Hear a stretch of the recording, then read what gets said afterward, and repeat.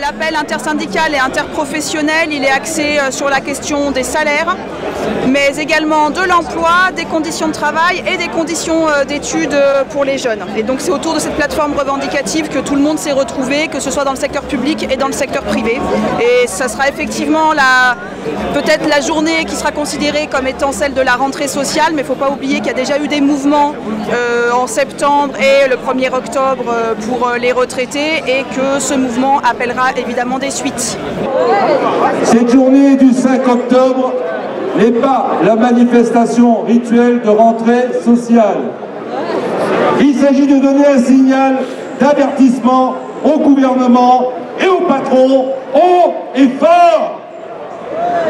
Nous, les salariés, les chômeurs, les retraités et les étudiants, nous sommes déterminés contre le retour, sous une forme ou une autre, d'une réforme des retraites dont nous avons tous compris désormais qu'il s'agit de retarder l'âge de départ déjà bien trop loin, notamment pour les jeunes et les femmes. Nous sommes résolument opposés à la réforme de l'assurance chômage qui conduira inévitablement à grossir les rangs de 14% de pauvres. Le coût de la vie explose et le gouvernement décide de s'attaquer une nouvelle fois au privé d'emploi et pas au chômage. Comment peut-on faire croire qu'il sera plus facile pour ceux-ci de trouver du travail en touchant 700 € au lieu de 1000?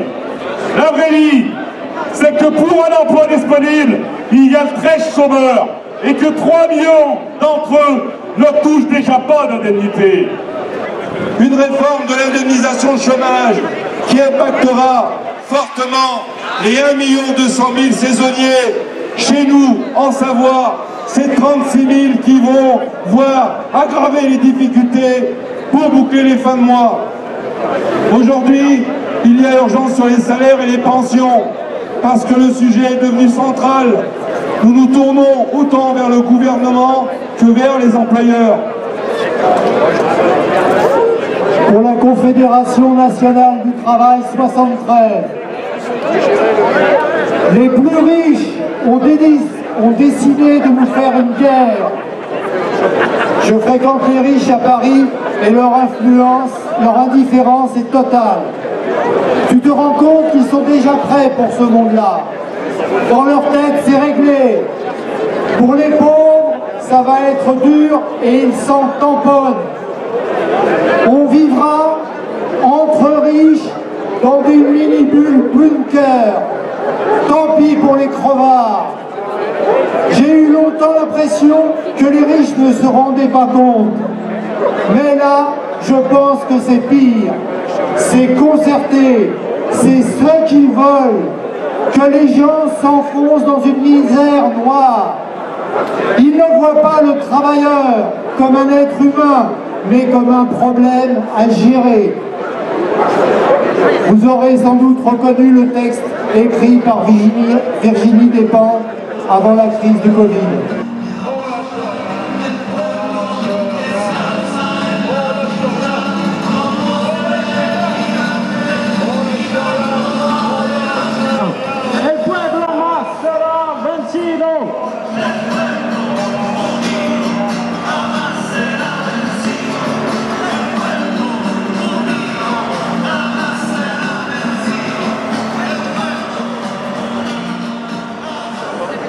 Les ministres s'extasient aussi devant l'augmentation du SMIC.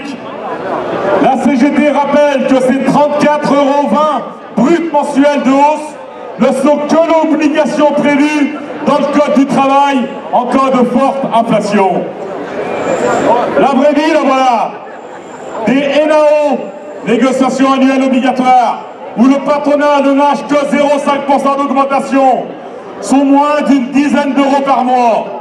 Des accords de performance collective qui baissent les salaires de 300 €. Une prime Ségur ne s'adressant pas à tous les personnels. Des grilles indiciaires gelées depuis des années. Ces salaires formidables engendrent démotivation au travail, abandon de poste et le manque d'attractivité de certains métiers, tant décriés par le MEDEF. La CGT propose de passer le SMIC à 2000 € brut par mois de suite. Les soi-disant experts de certains médias vont sûrement s'étrangler. J'ai rajouté tant mieux. Mais notre proposition fait mouche auprès des travailleuses et travailleurs. Une enquête du ministère des Solidarités et de la Santé estime à 1 760 € net le revenu décent souhaité par les Français. En Espagne et en Allemagne, le salaire minimum a été augmenté de 30%. Nous proposons, pour financer cette mesure, de taper dans les 200 milliards d'aides publiques, notamment celles distribuées sans aucun contrôle ni évaluation.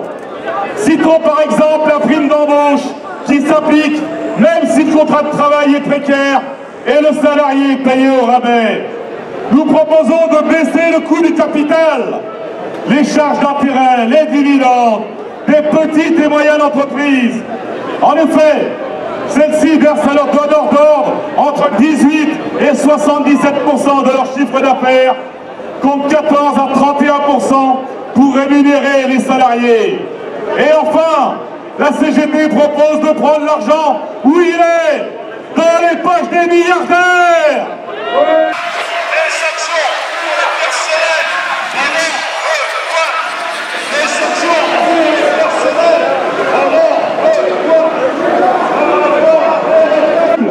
Aujourd'hui, le pass sanitaire de ce gouvernement a suspendu 1400 salariés des hôpitaux, des maisons de retraite et cliniques de l'Île-de-France. Il représente 800 salariés, 8000 salariés en France. On les a suspendus.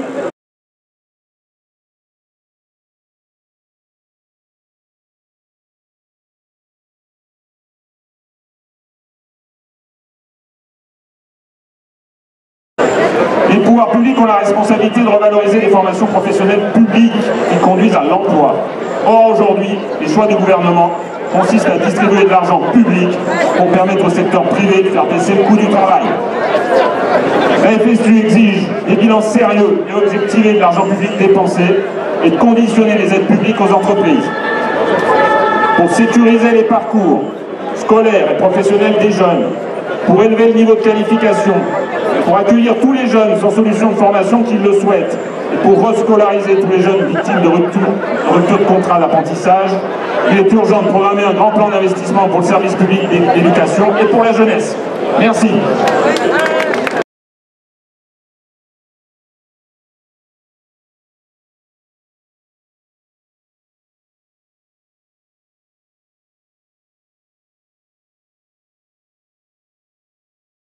Syndicale Solidaire Savoie. La période que nous traversons, en particulier la crise sanitaire, sociale et écologique, met nos syndicats et nos structures collectives à rude épreuve. La pandémie a mis au grand jour les conséquences des politiques néolibérales de casse des services publics, en particulier de santé, que nous dénonçons depuis de nombreuses années. Nous voyons très clairement que le gouvernement et les capitalistes ont décidé de profiter de la période pour accélérer la destruction et la vente de nos biens communs. Et ce sont les femmes, les plus précaires, les sans-papiers, les privés d'emploi, les jeunes, les retraités qui payent les frais.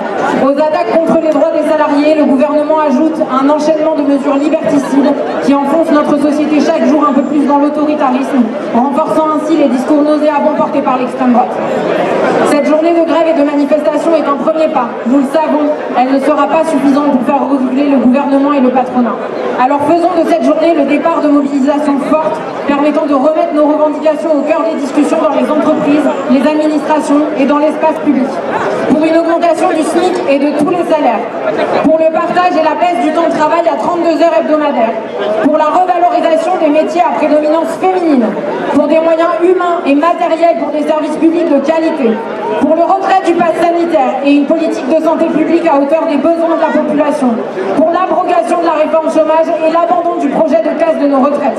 Pour le retrait de la loi séparatisme et de la loi sécurité globale. Reprenons la rue contre la banalisation de l'idéologie d'extrême droite pour une société plus juste et plus égalitaire. Toutes et tous ensemble, imposons un autre avenir. Sanitaire est mise en place pour, à l'entrée des bibliothèques comme dans beaucoup d'établissements culturels. Voilà, j'improvise, mais